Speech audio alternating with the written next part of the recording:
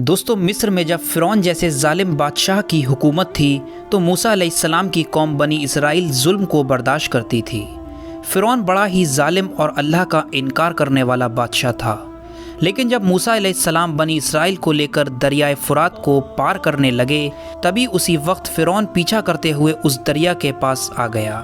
अब मूसा अलैहिस्सलाम ने अल्लाह से फ़रियाद की और अल्लाह ने उस नदी यानी दरिया को दो पहाड़ में बनाकर बनी इसराइल के लिए रास्ता बना दिया और इस तरह मूसा और उनकी कौम वहाँ से दरिया पार कर गए।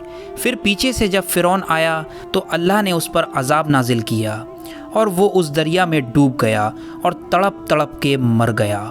उसके बाद जब बनी इसराइल को फ़िरौन से निजात मिल गई तो उस वक्त बुत परस्ती और शिरक बहुत था। अल्लाह ने मूसा अलैहिस्सलाम को हुक्म दिया कि ए मूसा तुम कोहे तूर पर आओ।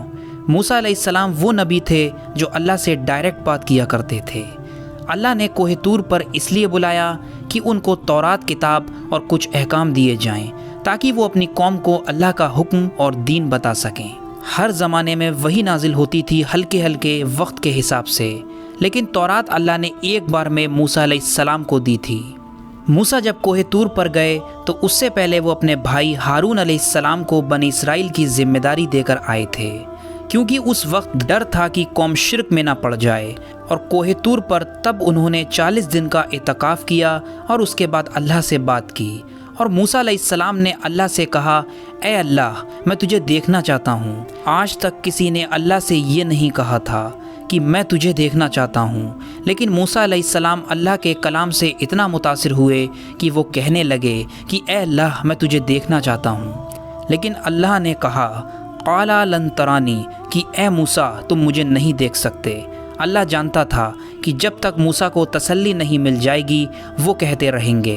तो अल्लाह ने कहा कि ए मूसा तुम इस पहाड़ की तरफ देखो, अगर ये अपनी जगह पर ऐसा ही रहा तो तुम मुझे देख लोगे।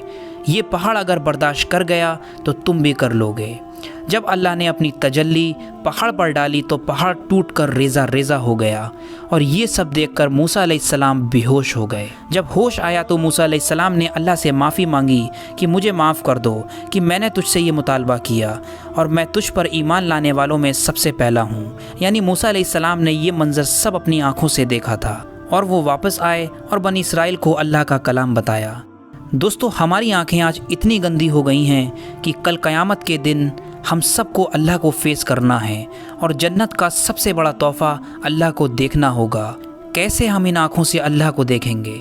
बेशक अल्लाह नूर है। अल्लाह हम सबको दीन पर चलने वाला बनाए। आमीन। वीडियो पसंद आने पर वीडियो को लाइक, शेयर और चैनल को सब्सक्राइब करें।